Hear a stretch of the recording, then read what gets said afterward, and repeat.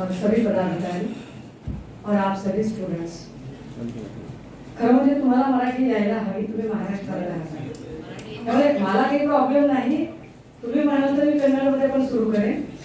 पण कालच आपण मराठी भाषा दिवस साजरा केला आहे. मराठी कळते का माया हो तुम्हाला? आता पुन्हा माया हो म्हटल्या आपण ऐक ताई आम्हाला तुम्ही माया हो वगैरे कसं काय म्हणायला लागलात?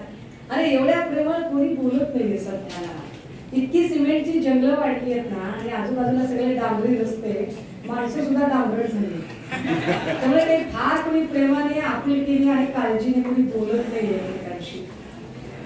या सगळ्या काळामध्ये तुमच्याशी संवाद साधावा असं मला फार मनापासून वाटलं आणि मी खूप रिक्वेस्ट करून हा वेळ घेतला. आता हे सगळं आपण विसरून जाऊया की from where I came here, what is now my designation, what I am doing, my status, position, just forget all that thing. या सगळ्या गोष्टी विसरून जाऊया आपण जरा छान आपल्या जरा कॉलेज लेवलला येऊन बोलूया. बहिणींनो आणि भावांनो, तुमच्यापेक्षा एक 8-10 वर्ष आधी कॉलेज सोडलेली मी आणि तुमच्यासोबत संवाद करण्यासाठी आली आहे. त्याचं कारण असं आहे की आणि सोबत बघा काही महिला पण दिसत आहेत तुम्हाला. आमच्यासोबत काही महिला पण आहेत. खरं तर त्यांचा मधून मधून कधीतरी आपण प्रश्नोत्तर विचारताना मध्ये मध्ये त्याचा आपल्याला उपयोग होईल तशी आपण आशा बाळगूया.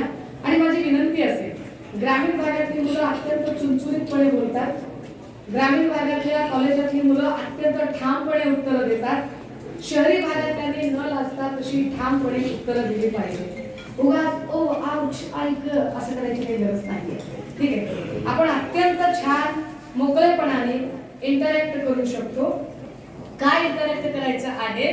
सी, एज्युकेशन पॉलिसीचा जर एकूण विचार केला तर भारतामध्ये जी एज्युकेशन पॉलिसी आली होती ती एज्युकेशन पॉलिसी ही खूप आधी म्हणजे साधारणतः क्रांतिबा ज्योतिबा फुलेंचा काळ चालू होता. ब्रिटिशांचं राज्य होतं. शिक्षण कोणत्या भाषेतून द्यायचं असा इंग्रजांसमोर एक प्रश्न पडला होता आणि खूप लोक वेगवेगळे तर्कवितर्क करत होते. त्यावेळेला गांधी, गोखले, रानडे, आगरकर असं सांगत होते की शिक्षण हे संस्कृत मधनं वगैरे काही मिळालं पाहिजे. काही लोक म्हणत होते की चला शिक्षण इंग्रजीतनं पण मिळालं पाहिजे. म्हणजे आगरकरांचा आग्रह इंग्रजीचा सुद्धा होता, हेही खरं. या सगळ्यांच्या सोबत फुलेंनी एक सिद्धांत मांडला आणि फुले असं म्हणाले की शिक्षण एतद्देशीय भाषेतून द्या. जेव्हा उदारमतवादी लोक शिक्षण इंग्रजीतनं मागत होते तेव्हा फुले असं सांगत होते की शिक्षण आम्हाला संस्कृत मधून नको, आमच्या एतद्देशीय भाषेतून द्या. व्हॉट इज मीन बाय एतद्देशीय? एतद्देशीय मीन्स आवर मदर टंग. आमच्या मातृभाषेतून आम्हाला शिक्षण द्या. वाय? का असं त्यांनी सांगितलं? तर याला पर्क्युलेशन थिअरी असं म्हटलं गेलं. तुमच्यापैकी जर कोणी UPSC MPSC ला जाणार असेल पुढे स्पर्धा परीक्षांसाठी तर त्यांना माहिती असावं की क्रांतिबा ज्योतिबा फुलेंनी शिक्षणाचा झिरप सिद्धांत मांडला ज्याला आपण पर्क्युलेशन थिअरी असं म्हणतो. काय आहे ही पर्क्युलेशन थिअरी? तर इथल्या उच्चवर्गीयांनी सांगितलं होतं की शिक्षण पहिल्यांदा कुणाला द्यायचं? ते म्हणाले शिक्षण पहिल्यांदा वरच्या वर्गाला द्या, वरचा वर्ग. आता एक लक्षात घ्या, मी समाजशास्त्रीय भाषेत बोलत आहे. कृपया याला धर्म जातीच्या अंगाने घेऊ नये. All officers please note this word की मी हे सगळं समाजशास्त्रीय लँग्वेज मध्ये सांगायचा प्रयत्न करते की त्या काळात मांडणी अशी झाली की शिक्षण पहिल्यांदा उच्चवर्गीयांना द्या, उच्चवर्गीय मग त्यांच्या खालच्या वर्गीयांना, त्यांच्या खाली असं शिक्षण झिरपत येईल. फुल्यांनी सांगितले आम्हाला तुमच्यावर विश्वास नाही. शिक्षण तुम्हाला खाली द्यायचे असते तर तुम्ही तेव्हाच दिले असते. तुम्ही आम्हाला काय सांगताय? द्यायचे असेल तर एकदाच द्या आणि सगळ्यांना एकाच भाषेतनं द्या जेणेकरून ते कळेल आणि शिक्षण द्यायला सुरुवात झाली. तुमच्या माहितीसाठी UPSCचे जर इच्छा असेल तर असं म्हणते कारण आपण फास्ट फूडच्या जगात वावरतोय त्यामुळे आपल्याला हार्डवर्क करावंसं वाटत नाही. तर सगळ्या पोरांनी लक्षात घ्या, B.Ed कॉलेज जी संकल्पना आहे ही आत्ताची संकल्पना नाही. या देशात पहिलं शिक्षकांचं ट्रेनिंग स्कूल जर कोणी उभं केलं असेल तर ते क्रांतिबा ज्योतिबा फुलेंनी उभं केलं. पहिली ट्रेनिंग त्यांनी आपल्या पत्नीला दिली आणि पहिलं ट्रेनिंग स्कूल, पहिला शिक्षक घडवला तो क्रांतिबानी. त्यानंतर सावित्रीबाईंनी फातिमा शेखला घडवलं आणि मग एक शिक्षक सुरू झाले. मुलींनो आणि मुलांनो, हे शिक्षण मिळवण्यासाठी जी धडपड झाली, हे शिक्षण मिळवण्यासाठी जो त्रास झाला, नंतर कधीतरी आपल्याकडे साधारण 1925 वगैरे या काळामध्ये विद्यापीठाच्या संबंधाने चर्चा सुरू झाल्या. आपल्याकडे विद्यापीठ आयोग आला, वेगवेगळे आयोग आले. एका आयोगाने आपल्याला काही फॉर्म्युला सांगितला. त्याच्या आधी लॉर्ड मेकॉलेचं एक पत्र फार महत्वाचं आहे. लॉर्ड मेकॉले तुम्ही नाव ऐकून असाल. लॉर्ड मेकॉले इकडचा व्हाईसरॉय होता आणि त्याने शिक्षण पद्धतीच्या संबंधाने एक पत्र, भारतातली शिक्षण पद्धती बनवायचा अधिकार हा त्याला दिलेला होता आणि तो भारताच्या शिक्षण पद्धतीच्या संदर्भाने त्याच्या आईला पत्र लिहिताना काय लिहितो हे फार महत्वाचं आहे. मेकॉले असं आपल्या पत्रामध्ये आईला लिहितो, आई, माझ्यावर ब्रिटिश गव्हर्नमेंटने एक मोठी जबाबदारी दिली. ब्रिटिश गव्हर्नमेंटने मला भारतीयांच्यासाठी शिक्षण पद्धती राबवायला सांगितली. मी ती शिक्षण पद्धती राबवणार आहे. पण आई, तुला सांगू का, मी एक अशी शिक्षण पद्धती ब्रिटिशांच्या भारतीयांच्यासाठी तयार केली आहे की यामधून रंगाने काळे मात्र वृत्तीने गोरे इंग्रजच तयार होतील. हा बोल्ड स्टेटमेंट आहे. रंगाने काळे मात्र वृत्तीने गोरे इंग्रज तयार होतील. आजची एकूण सिनेरिओ जर बघितला तर तीच काहीशी परिस्थिती दिसते का की पहिले लढे थे गोरों से और अब लढना है चोरों से, अशी सगळी अवस्था आहे. असो, मी पुन्हा अजून जरा बॅक टू पवेलियन, पुन्हा आपण ज्या मुद्द्यावर होतो त्या मुद्द्याकडे येऊया.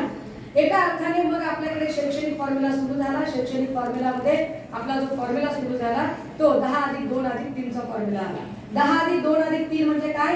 10वीचा बोर्ड, 12वीचा बोर्ड आणि ग्रॅज्युएशनचा बोर्ड. याला आपण 10+2+3 चा फॉर्म्युला असं म्हणतो. या 10+2+3 च्या फॉर्म्युलामध्ये आपल्याला असं वाटलं की आपण आपल्या पायावर उभे राहतोय.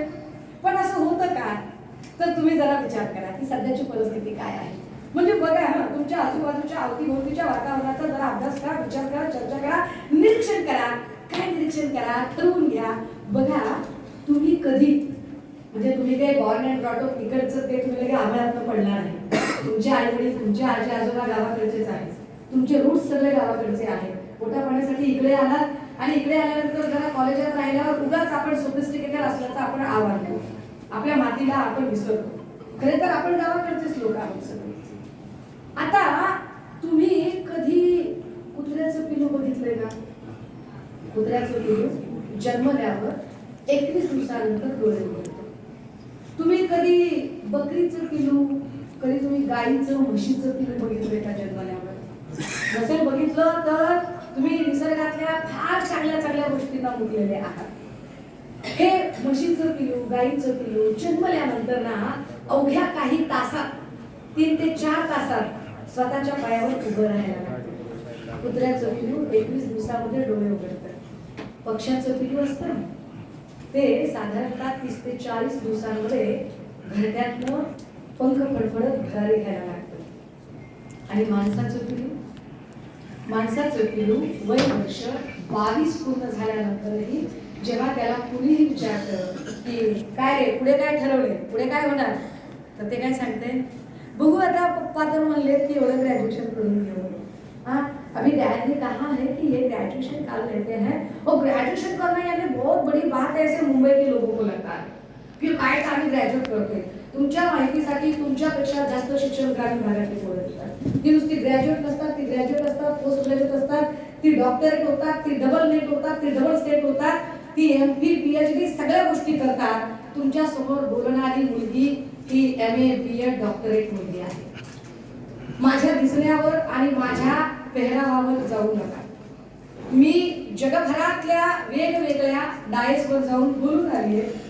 हे मी माझ्या मोठेपणासाठी सांगत नाहीये, फक्त एवढ्यासाठी की ग्रामीण भागातल्या मुलांना तुम्ही उगाचच इन्फिनिटी कॉम्प्लेक्स देण्याचं काही कारण नाही. ही सगळी मुलं फार छान पद्धतीने काम करतात. आता या सगळ्यांच्या मध्ये पुन्हा जरा पुढे जाऊया आणि समजून घेऊया की काय चित्र झालंय. जर 22 वर्ष पूर्ण झाल्यावरही एखाद्या मुलाला हे सांगता येत नाही की मोठं होऊन आपल्याला काय करायचं आहे, असं का होतं बरं?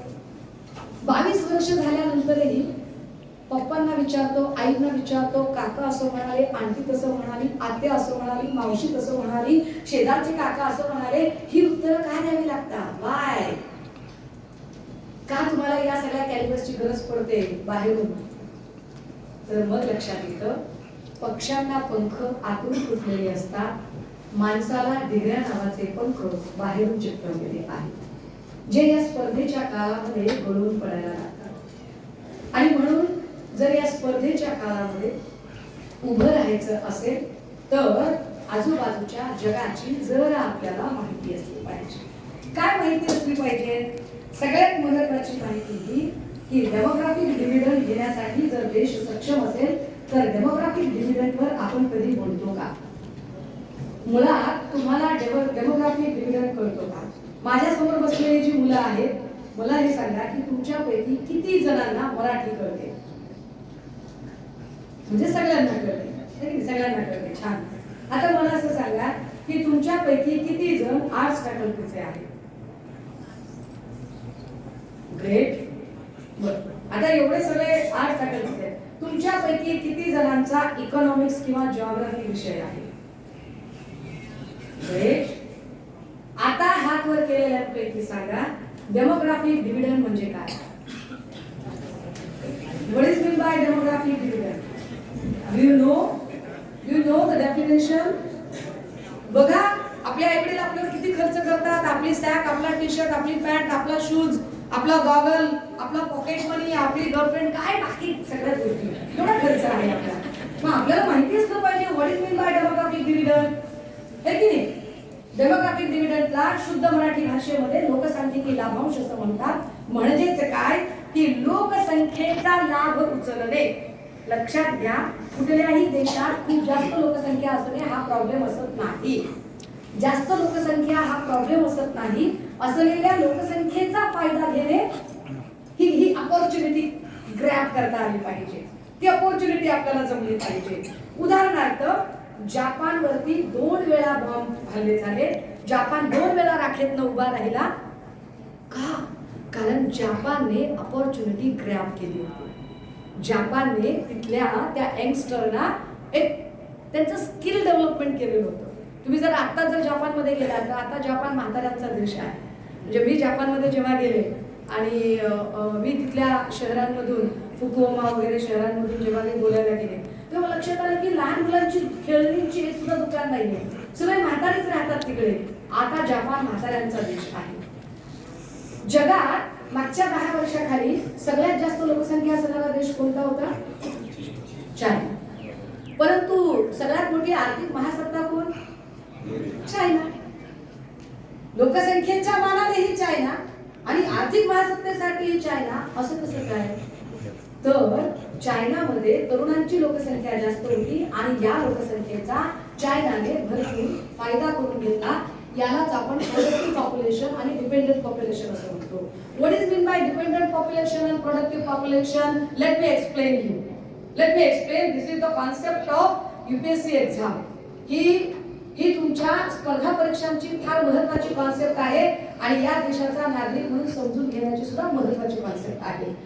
For example, just assume that here is one family, family A, family B. In family A, here is number of people 10. Family B, here is also number of people 10.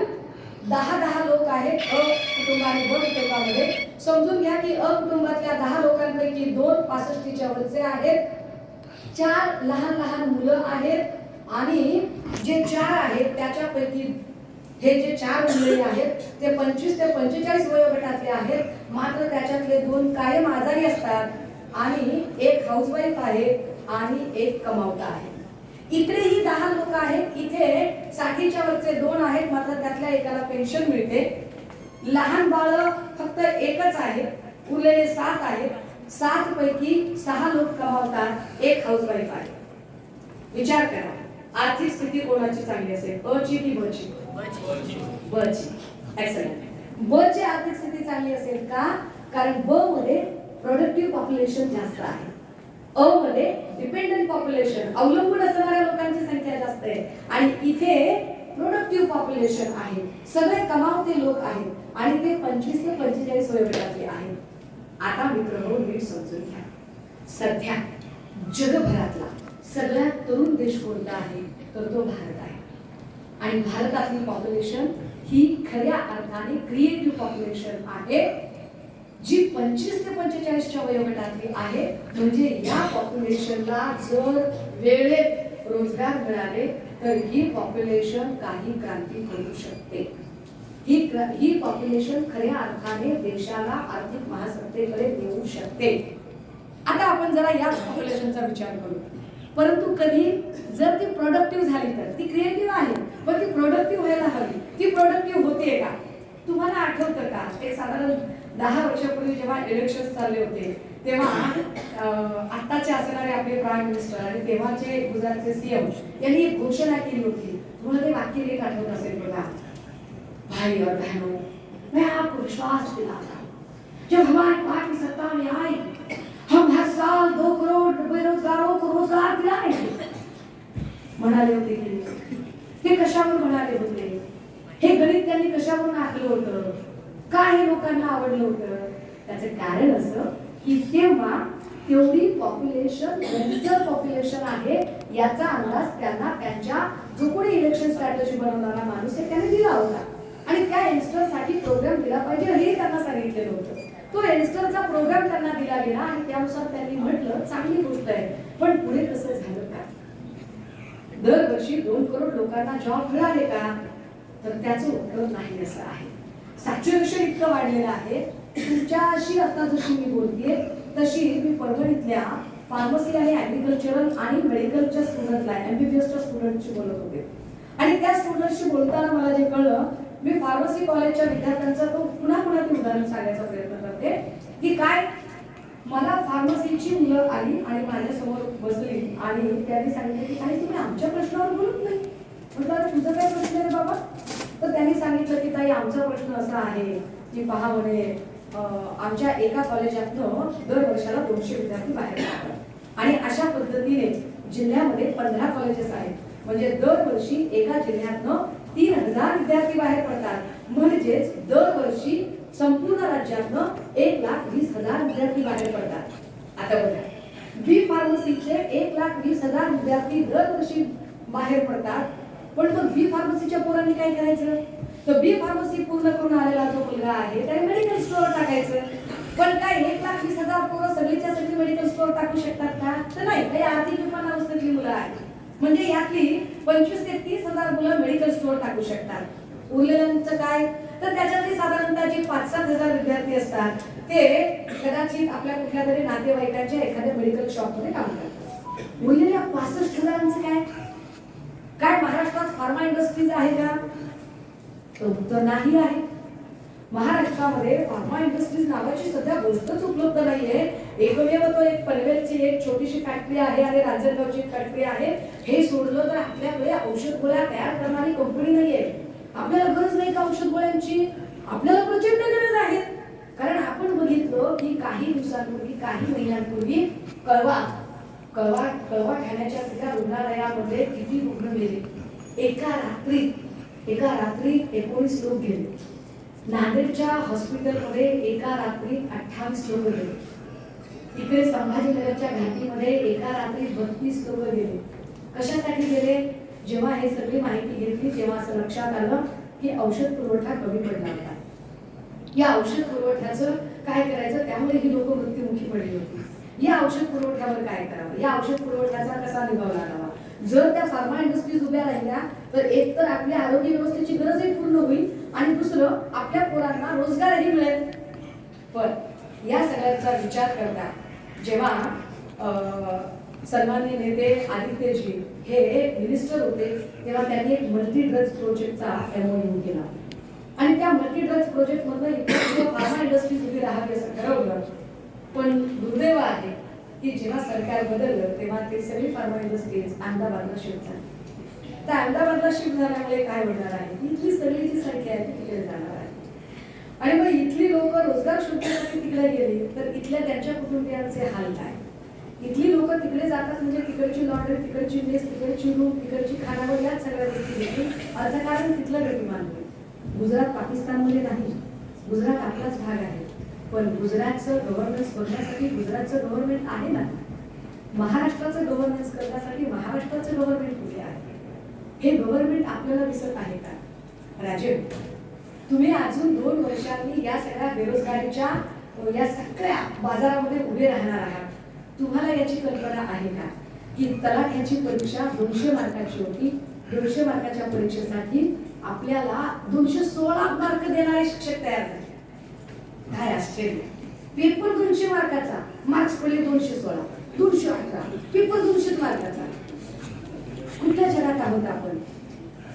मैत्रिणी, तुम्हाला हे माहित आहे का?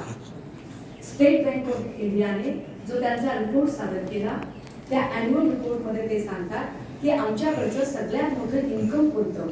Home loan, vehicle loan, fixed deposit, saving, sharing याच्यातलं कुठलंच आमचा source नाहीये. आमच्याकडे सगळ्यात जास्त जो इन्कम झालेला आहे तो इन्कम कशाचा आहे? तर मुलांच्या नोकऱ्यांच्या फॉर्मचा आहे. दरवर्षी मुलं नोकऱ्यांचा जो फॉर्म भरतात त्याच्यासोबत जे चलन जोडतात ते चलन सगळ्यात जास्त आमच्याकडे येतं. ते कसं काय? तर त्यांनी सांगितलं की समजा आता बघा ना, 500 जागा निघतात पोलीस भरतीच्या किंवा तलाठीच्या किंवा कुठल्या. 500 जागा निघाल्या की अर्ज किती विक्री होते? 5 लाख.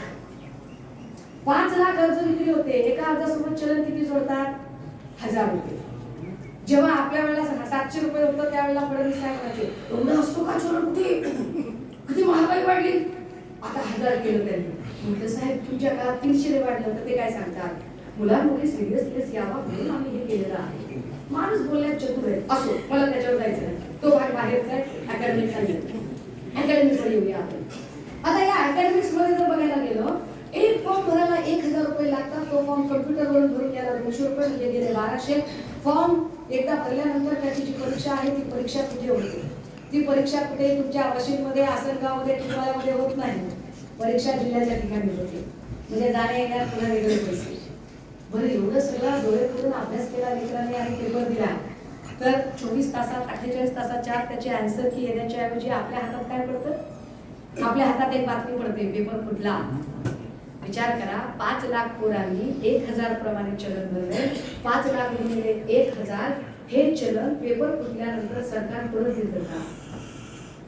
हे सगळे पैसे सरकारच्या तिजोरीत गेले का? कशासाठी? वाय? कशासाठी एवढे सगळे पैसे गेले? का सरकारने ते पैसे घेतले? हे लूट नाही का? हे एका अर्थाने करप्शन नाही का?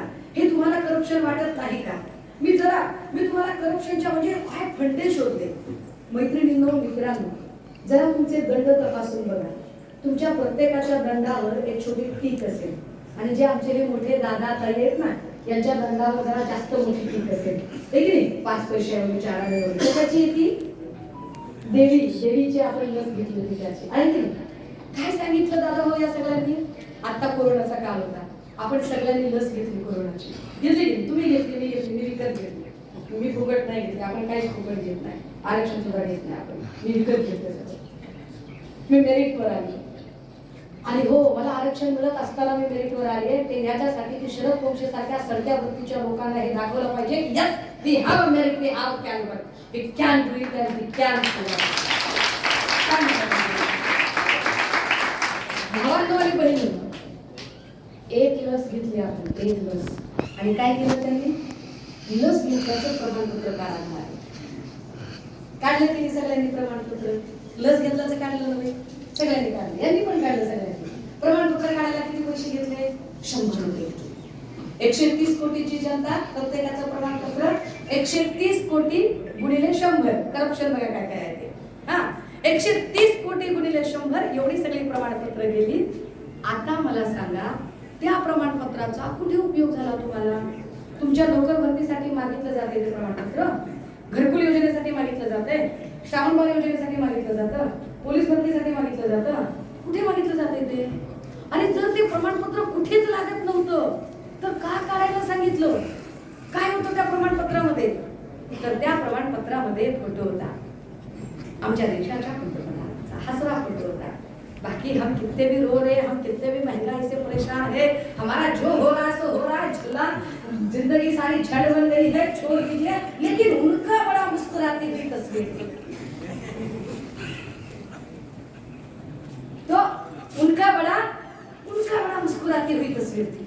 आता ह्या सगळ्यांचा जर विचार केला तर आपण विचार करा की एक लस दिल्यावर त्यांनी एवढी जाहिरात केली आणि प्रत्येक प्रमाणपत्र त्यांना तो फोटो फक्त पोचवायचा होता, बाकीचं काहीच नव्हतं. फोटो पोचवायचा होता. पॉलिसी काय मार्केटिंगची?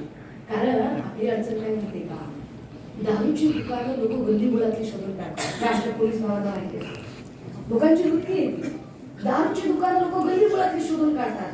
तूप मात्र ओरडून विकावं लागतं. आमचा प्रॉब्लेम असा झाला की आमच्याकडे तूप आहे आणि आम्ही त्याची जाहिरातच केली नाही आणि लोक नशा करत आहेत, धर्माची नशा, जातीची नशा, बद्वेषाची नशा, तिरस्काराची नशा, हिंसेची नशा, ही नशा लोकांची निघाली पाहिजे. मित्रमैत्रिणींनो, हे समजून घ्या. 70 साल में क्या किया असे एक परसेप्शन तयार केलं जातं. 70 वर्षामध्ये एक लस नाही, 14 लशी फुकट घेतल्यात आपण. 14 प्रत्येकाने 70 वर्षात. गोवर, बीसीजी, ट्रिपल, देवी, पोलिओ, धनुर्वात, आणि किती लसी घेतल्या. एकाची पण जाहिरात नाही झाली, एकाची पण नाही झाली. मग हे जाहिरातींचं युग आपल्याला काय देणार आहे? सॅच्युरेशन. आज घडीला सगळ्यात जास्त सॅच्युरेशन भारतात आहे. आज घडीला कुठेही नोकर भरती निघालेली नाही. आज घडीला ज्या लोकांनी हर साल 2 करोड बेरोजगारों को रोजगार दिलाएंगे म्हटलं होतं, त्यांना जेव्हा आपण प्रश्न विचारतोय तेव्हा ते सांगतात, अगर कुछ ना हो सके तो चाय पकड़े करिए. दादा हो, हे ठार तुमच्यापेक्षा नम्रपणे 8-10 वर्षांनी मोठी असणारी तुमची बहीण. आणि हो, मी राजकारणी असण्यापेक्षा मी चळवळीतली आहे. मी तब्बल 7 वर्ष प्राध्यापकी केली आहे. मी लॉ कॉलेजची प्राध्यापिका आहे. मी कायदा शिकवलाय. मी प्रशासनातही काम केले. मी यशदासारख्या अत्यंत मान्यताप्राप्त संस्थेत अधिकारी पदावर काम केले. मी वर्तमानपत्रातही काम केले, त्याच्या संपादक पदावर काम केले. त्यामुळे जगाची समज आहे, थोडीफार माहिती आहे, राजकारणात कसे टूल वापरले जातात आणि त्या तरुणांचा मेंदू कसा बळकवला जातो याची कल्पना आहे. आणि ती तरुणांची माथी भडकू नये यासाठीचा हा प्रयत्न आहे, यासाठीचा हा मुख्य संवाद आहे. आपल्या आजूबाजूला जे जग आहे त्या जगामध्ये सध्या पुण्यामध्ये 3400 करोडचा ड्रग सापडला. तुम्हाला याची कल्पना असू द्या, तुम्ही आईबाप झाल्यावर तुम्हाला कळेल की जेव्हा आम्ही पालक आमच्या लेकरांना सांभाळतो आणि आमच्या लेकराला कुणीतरी असं एखाद्या नशेच्या आहारी जाताना बघतो, त्यावेळेला पालक म्हणून त्याचा जीव तिळतिळतो होतो. हे 3400 कोटीचं ड्रग इथल्या तरुणाईला अत्यंत गारद करण्यासाठी आणि तरुणाईला बर्बाद करण्यासाठी पुण्यासारख्या शहरात येतं, ही गोष्ट भयंकर चिंताजनक आहे. पण मुळात 3400 कोटीचा ड्रग्ज येतोच कसा याच्यासाठीच याला जी सगळे काही यंत्रणा आहेत, कायदा सुव्यवस्था सांभाळणाऱ्या, त्या यंत्रणा या गोष्टींकडे लक्ष का देत नाही? मुलींचे नुसते फोटो व्हायरल करण्यापेक्षा मुळात त्या मुलींपर्यंत त्या वस्तू पोहोचल्या कशा हे का कुणी बोलत नाही? मैत्रिणींनो, हे नीट समजून घ्या. मी तुमच्यासोबत थोडासा टाइम स्पेंड ठेवते आणि शक्य तेवढा लवकर याला कन्क्लूड करते. बघा, स्थळ उल्हासनगर, नाव रिंकू पाटील, वय अवघ 17, वेळ दुपारची. मुलगी परीक्षेला गेली. मुलगी हॉलमध्ये होती. 4-2 मुलं आले. सगळ्यांना बाहेर काढलं. मुलीच्या अंगावर रॉकेल टाकलं. बाहेर गेले. क्लासरूमचं दार लावलं. खिडकीतनं तिच्यावर माचीसची किल्ली टाकली. पोरगी जागच्या जागी जरूर खायला झाली. अवसरमल साहेबांनी पुढे जजमेंट दिलं होतं त्याच्यामध्ये समजलं. नाव नीता हेंद्रे, स्थळ पुणे हडपसर, वेळ सायंकाळची. मुलगी आईच्या सोबत बाजारात चाललेली आहे. मुलीच्या हातात एक सायकल आहे. मागून मुलगा येतो. मुलीच्या गळ्यातली ओढणी मागच्या मागे ओढणीने तिचा गळा आवडतो. मुलगी तिथल्या तिथे गतप्राण. नाव अमृता देशपांडे, वय अवघ 16, स्थळ सांगलीची गजबजलेली बाजारपेठ. मुलगी ट्युशनला निघालेली आहे. मागून मुलगा येतो. बघता बघता तिच्यावर सपासप चाकूचे वाट करतो. पोरगी रक्ताच्या थावळ्यात. नाव पूनम पाटील, वय अवघ 16, स्थळ महात्मा गांधी विद्यालय, अहमदपूर, जिल्हा लातूर. मुलगी प्रॅक्टिकलचा पेपर घेऊन घरी चाललेली आहे. श्याम चावे नावाचा मुलगा स्वतः नक्षीकांत पेट्रोलमध्ये भरलेला मुलीवर पेट्रोल छिडकतो. आधी तिला सपासप चाकूचे वार करतो. ती कोसळायला लागल्यावर स्वतःच्या खिशातला लायटर काढून स्वतःला पेटवून घेतो. मग मुलीला कवेत घेण्याचा प्रयत्न करतो. दोघे जळून खाक होतात. मित्रमैत्रिणी, या सगळ्यांमध्ये पूनम पाटील ते रिंकू पाटील 49 घटना महाराष्ट्रात घडल्या. यातली एकही मुलगी 8वी-9वीची नाही. एकही मुलगी MA डॉक्टरेट नाही. या सगळ्या टीनएजर्स मधल्या मुली आहेत. हे सगळं वादळी वय आहे. या वादळी वयामध्ये आपल्याला डिसिजन मेकिंग मध्ये जरा अडचणी येतात. ह्या डिसिजन मेकिंग मधल्या अडचणी जर सोडवायचे असतील तर गरज आहे आपल्या आईला आपली मैत्रीण करण्याची. यामध्ये जर स्वतःला थोडंसं कणखर बनवायचं असेल तर गरज आहे तुम्हाला तुमचा भवताल माहीत असण्याची. काय तुम्हाला तुमचा भवताल माहीत आहे का? तुमच्या आजूबाजूला घडणाऱ्या गोष्टी तुम्हाला किती माहीत आहेत? तुमच्यापैकी किती जणांना बिल्किस बानो माहिती आहे? माहिती आहे बिल्किस बानो कोणाला? सांगा दादा, बोला, उठा, बोला. 2002 में उसके साथ बलात्कार, अवस्था बलात्कार, गोधरा हत्याकांड में, तो उनके बलात्कारियों को अभी रिसेंटली छोड़ दिया गया है. बाद में विपक्ष ने दावा उठाया तो फिर ये सही है या गलत है? सही है. छोड़ना बलात्कारियों को क्यों? जेल से छोड़ दिया गया था 15 अगस्त. छोड़ना क्यों सही है? नहीं, छोड़ना सही नहीं है, छोड़ा गया ये सही है. छोड़ा गया ये सही छोड़ दिया है ये सही है. सत्य है, छोड़ना सही नहीं है. सत्य है ऐसा लगता है. मुझे लगा आप पूछ रहे कि छोड़ना सही, छोड़ दिए सही है, न्यूज सही है कि नहीं सही है. अच्छा. हा. बिल्किस बानो नावाच्या एका मायमाऊलीवर सामूहिक बलात्कार होतो. जे जरा प्रश्न होतो. बिल्किस बानो नावाच्या एका मायमाऊलीवर सामूहिक बलात्कार होतो. तिच्या डोळ्यात एकच तिच्या 6-7 वर्षांचं बाळ आपटू मारलं जातं. ती आजपर्यंत लढा देते आणि तिचा लढा अजूनही पूर्ण होत नाही. हा कसला न्याय आहे? ही काय महिला आणि मुलींकडे बघण्याची वृत्ती आहे? तुमच्यापैकी मणिपूरची घटना किती जणांना माहिती आहे? मणिपूरची घटना किती जणांना माहिती आहे? हा, मागे कोणाचा तरी हात आला. कुणाचा हात आला मागे? बोल राणी बोल. अरे बोल. बोलेगा इंडिया तभी तो लड़ेगा इंडिया और जीतेगा इंडिया. हाँ, अरे हुआ था, मुझे भी पता है हुआ था. क्या हुआ था? बोलो. महिलाओं से रेप किया गया. अच्छा, ताई जा. स्वप्नाताई. हाँ, बरं, चल कुणाला तरी सांग. स्वप्नाताई. मणिपूरमध्ये 2 महिलांची विवस्त्र धिंड काढली जाते. ही विवस्त्र धिंड काढणं कुठल्याही संस्कृतीमध्ये निषेधार्ह आहे. ही विवस्त्र धिंड काढणं, अशा पद्धतीने महिलांचा अवमान होणं, अरे जो आम्ही छत्रपती शिवरायांचा महाराष्ट्र आहे, या छत्रपती शिवरायांच्या महाराष्ट्रात अगदी परमुलखातल्या आणि शत्रू मुलखातल्या लेकीबाळींना सुद्धा बहीण आणि लेक मानण्याची पद्धत आहे.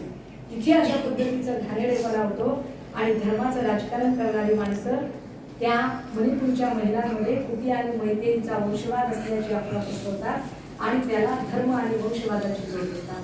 हे गलिच्छ आहे.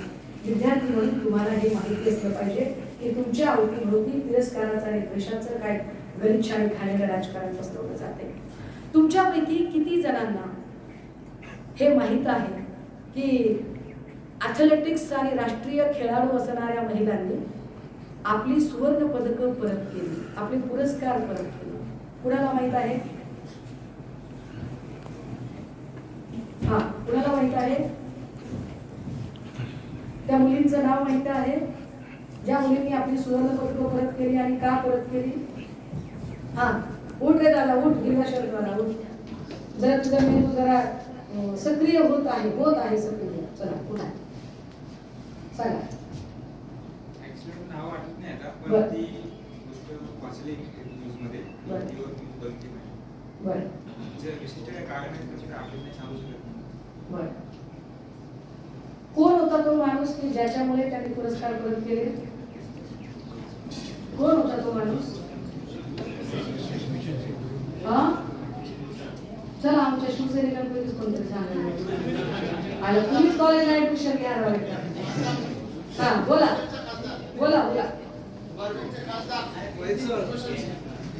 ब्रिजभूषण सिंग, भाजपचे खासदार ब्रिजभूषण सिंग या माणसाकडून या महिला खेळाडूंचे लैंगिक शोषण झाल्याचा आरोप झाला. या महिला सातत्याने तिथे न्याय मागत होत्या, पण फक्त आणि फक्त सत्ताधाऱ्यांचा खासदार आहे म्हणून या महिलांना न्याय मिळाला नाही. एकीकडे आम्ही आमच्या मुलींना शिकवण्याची भाषा करतोय, त्यांना खेळ, कला, क्रीडा, साहित्य, संस्कृतीमध्ये पुढे नेण्याची भाषा करतोय, पण काय पद्धतीचं गलिच्छ राजकारण की खेळाडूंनी पुरस्कार परत केले तरीही सरकारला घाम फुटत नाही आणि फक्त तो सत्ताधाऱ्यांचा खासदार आहे म्हणून त्याला पाठीशी घेतलं जातं. बरं, हाथरस, उन्नाव, कठवा बद्दल किती जणांना माहित आहे? हाथरस, उन्नाव, कठवा हे किती जणांनी ऐकलं आहे? किती आपली वाईट अवस्था आहे बरं.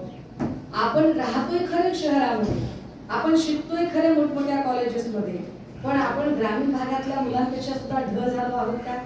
कारण ग्रामीण भागातली मुलं डोळे फोडून अभ्यास करतात, त्यांना मिळत नाही, त्यांना ते वातावरण मिळत नाही. दिवस रात्र अभ्यास करतात ती लेकरं.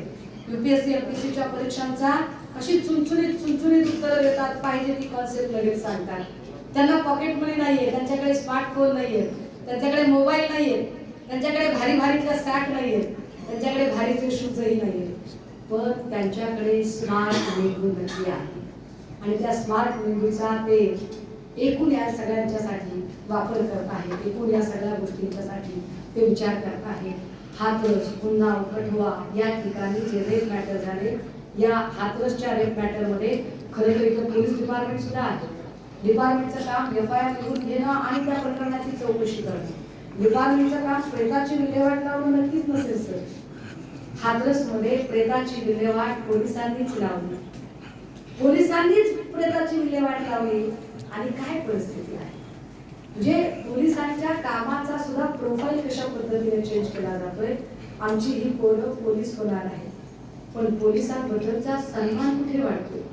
एखादा सत्ताधाऱ्यांचा आमदार येतो आणि सांगतो की काय करायचं ते करा, घाबरायचं नाही, आपला बॉस सादर बनल्यावर. हा वृत्तीचा अवमान आहे. पुन्हा एखादा येतो आणि सांगतो काय करतील हे पोलीस माझं, व्हिडिओ रेकॉर्ड करतील का? जसे आता इकडे काही एखादा पोलिसांचा व्हिडिओ असेल, रेकॉर्ड करा का व्हिडिओ रेकॉर्ड करा, फार तर व्हिडिओ रेकॉर्ड करून आपापल्या बायकांना दाखवा. हा फक्त एका व्यक्तीचा अपमान नाहीये, हा पोलिसांच्या अंगावर असणाऱ्या युनिफॉर्मचा अपमान आहे. हा युनिफॉर्मची प्रतिष्ठा बलीन करण्याचा प्रयत्न आहे. पण याच्या अगेन्स्ट एकही पोलीस ऑफिसर एका शब्दाने साधं ट्विट करत नाही, जा विचारत नाही, डिपार्टमेंटला काही बोलत नाही, काही कोणी बोलत नाही. रिटायर्ड झालेला पोलीस ऑफिसर सुद्धा एखादी PIL टाकत नाही की साहेब हा अप्रतिष्ठेचा विषय आहे, साहेब या आमच्या युनिफॉर्मचा अपमान आहे. कारण आम्ही आमच्या बायकोचा वाढदिवस, लेकरांची दुखरी भानी, आई वडिलांचं येणं जाणं, सगळ्या गोष्टी विसरतो. नेत्यांचे दौरे लागले की रात्रंदिवस तुमच्या बंदोबस्तांमध्ये असतो, तुमच्या बंदोबस्तात आम्ही आमचं कुटुंब सोडून देतो. आणि त्याच्या मोबदल्यात आम्हाला काय मिळतं तर सत्ताधाऱ्यांचे आमदार खुलेआम आम्हाला धमकावतात, खुलेआम धमकी देतात की काय करायचं ते करून घ्या. त्याचा परिणाम काय झाला राजू? त्याचा परिणाम पोलिसांचा जो धाक राहायला पाहिजे तो धाक राहत नाहीये. म्हातारी गेल्याचे दुःख रस्ते काळ सोकावतो. इतका आज घडीला तो धाक कमी झाला की लोक पहिले निर्जन रस्त्यावर अंधारात एखादा गुन्हा करायचे, आता लोक दिवसा ढवळ्या गुन्हे करायला लागले. दिवसा ढवळ्या सोडा दादा, हे वाईट वाटतं आम्हाला सांगताना की लोक पोलीस स्टेशन मध्येच गोळीबार करायला लागले.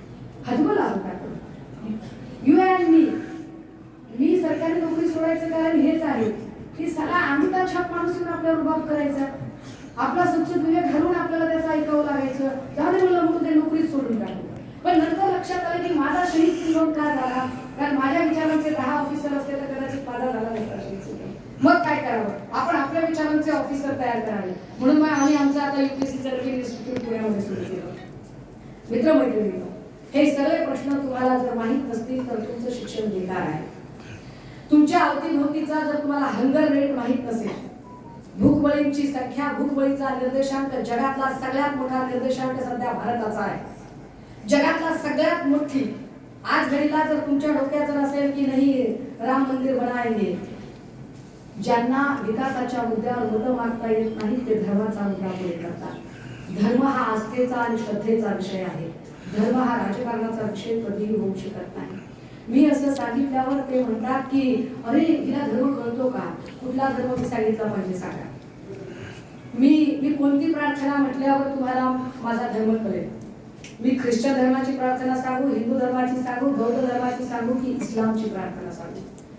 मला जेवढं जमतं तेवढा माझ्या परीने मी सगळ्या धर्मांचा अभ्यास केला, सगळ्या धर्मांबद्दल माझ्या मनात अपार आदर आहे. Because I know the principle of Indian constitution. According to Indian constitution chapter 3 article 19 everyone has a right. प्रत्येकाला अधिकार आहे आपल्या आपल्या जात धर्मानुसार पूजा प्रार्थना उपासना श्रद्धा करण्याचा. परंतु तो अधिकारही हिरावून घेतला जातो. शाळकरी पोरींनी काय घालावे, काय खावे, काय प्यावे, बुरखा घालावा की नाही घालावा, इथपासून जाणीवपूर्वक म्हणजे विकासाचे मुद्दे सोडून या सगळ्या मुद्द्यांवर चर्चा केली जाते. तुमचं काळीच कापत नाही का? आणि तुम्हाला काय ह्या सगळ्या गोष्टी कळत नाही? त्याचं कारण असं आहे की जिओच्या आणि आदानीच्या कृपेने तुमच्या प्रत्येकाच्या खिशात एक मोबाईल फोन आहे. ज्या मोबाईल फोनवर तुम्हाला पर डे 1.5 GB डाटा मिलत है. पर डे 1.5 GB डाटा के चक्कर में इधर पूरे भारत को खाने को आटा नहीं मिल रहा. उसकी फिक्र कहाँ है? लक्ष कुणाला आहे? तेवढा वेळ कुणाला आहे तेवढं लक्ष द्यायला? की अरे महाराष्ट्रातली भारतातली किती जनता उपाशी आहे, किती लोक भुकेवरे आहेत, याच्याकडे आपण अजिबात लक्ष देत नाही आहोत. कारण आपल्याला जाणीवपूर्वक माइंड एंगेजिंग टास्क दिले जात आहे. जाणीवपूर्वक पहिला इडियट बॉक्स घरात होता, आता प्रत्येकाच्या खिशामध्ये छोटे छोटे तुम्हाला माइंड एंगेजिंग टास्क देऊन टाकले की ज्यामुळे तुमचा मेंदू अजिबात काम करणार नाही. मित्रमैत्रिणी, इलेक्शन लागलेलं नाही, आचारसंहिता लागलेली नाही. हे मी इथे कुठल्याही निवडणूक प्रचारासाठी आलेली नाही आणि मी कुठेही निवडणुकीला उभी राहणार नाही. मी तरीही हे बोलते कारण मी वारंवार सांगते की एका पॉलिटिशियन पेक्षा सुद्धा मी अकॅडमिक्स म्हणून आणि ब्युरोक्रेसीचा काही काळ भाग राहिलेली म्हणून मला ज्या गोष्टी जाणवतात, ज्या भेडसावतात आणि गाव खेड्यापर्यंत जर विकास न्यायचा असेल तर तरुण ते करू शकतात. स्टार्टअप इंडियाचा नुसता शो ऑफ केला गेला पण स्टार्टअप इंडियातनं कुणालाही नोकऱ्या मिळाल्या नाही. मेक इन इंडियाचा नुसता शो ऑफ झाला पण त्याच्यातनं नोकऱ्या मिळाल्या नाही. तुम्ही जेव्हा बेरोजगारीच्या त्या सगळ्या बाजारात जाल तेव्हा तुम्हाला या सगळ्यांची झळ लागेल आणि मग कळेल की हे कुणीतरी आपल्याला येऊन सांगितलं होतं आणि तेव्हा आपल्याला याच्यावरती फार विश्वास बसत नव्हता. तुमचा प्रॉब्लेम काय झाला माहितीये का? पुण्या मुंबईच्या लोकांना किंवा विशेषतः मुंबईच्या की ठीक आहे ग्रॅज्युएशन झालं, 10-5 हजाराची नोकरी मिळाली की आपल्याला भारी वाटते. तुमचं स्किल जर 1,00,000-1.5 लाख रुपये कमवण्याचं आहे तर 15-20 हजाराच्या कंपनीची नोकरी आणि लोकलचे धक्के यामध्ये आयुष्य तुम्ही का वाया घालवावं? तुम्हाला त्या विकासाच्या संधी मिळाल्या पाहिजेत. तर विकासाच्या संधी मिळण्यासाठी आणि खऱ्या अर्थानं डेमोग्राफिक डिव्हिडंड पॉप्युलेशन जेवढी आहे त्या पॉप्युलेशनचा खऱ्या अर्थानं उपयोग करून घ्यायचा असेल तर डिसिजन मेकर आणि इम्प्लिमेंटेशन लेवलचे लोक चांगले असायला पाहिजेत. पण डिसिजन मेकिंग आणि इम्प्लिमेंटेशन लेवलला असणारे जे लोक आहेत ते लोक या तरुणाईला काय द्यायचं, स्किल कसं डेव्हलप करायचं याही पेक्षा धर्म आणि मंदिर मस्जिदीमध्ये जर अडकून बसलेले असतील तर तुमच्या भविष्याचा विचार करून बेस्ट आहे. तुम्ही तुमच्या भविष्याचा विचार करावा. माझ्याकडे बोलण्यासाठी चिकार मुद्दे आहेत परंतु पुन्हा कधीतरी नक्की अजून काही वेगळ्या मुद्द्यांवर बोलूया. हे सगळं बोलताना फार कौतुकीनं, फार आपुलकीनं आणि फार काळजीनं मांडले. मला माझ्या छोट्या भावंडांची काळजी वाटते म्हणून मांडले. पण तरीही माझ्या बोलण्याचा जर राग आला असेल, कोमट झाला असेल, भावना दुखावल्या गेल्या असतील कुणाच्याही एकू नाहीये पण तरी भावना दुखावल्या गेल्या असतील तर त्याला माझा नाईलाज आहे. मी अजिबात माफी मागू शकत नाही. कारण दोन शब्द बोलायला मी काही देवेंद्र फडणवीस नाही. मला माझ्या बोललेल्या प्रत्येक वाक्यावर ठाम राहायला जास्त आवडतं. थांबते, रजा घेते. जय हिंद, जय भारत, जय महाराष्ट्र.